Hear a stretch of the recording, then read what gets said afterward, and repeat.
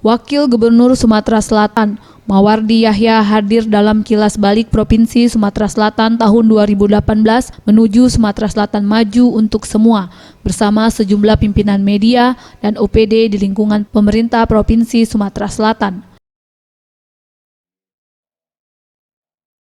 Dalam paparannya, Wakil Gubernur Sumatera Selatan mengatakan Indeks Pembangunan Manusia atau IPM 2017 masih ada 14 kabupaten kota yang IPM-nya di bawah nasional.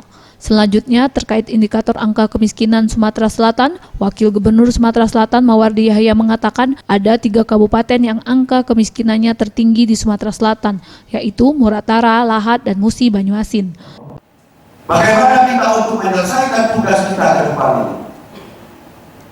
Maka sebab itu kita tidak boleh ditutupi. Maka itu Manderu Mawardi Yahya memimpin dengan keterbukaan apa adanya untuk provinsi Sumatera.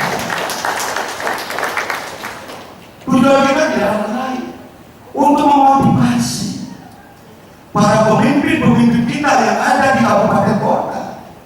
Selanjutnya, tahun depan program prioritas pembangunan akan difokuskan untuk pemerataan pembangunan bagi seluruh masyarakat Sumatera Selatan.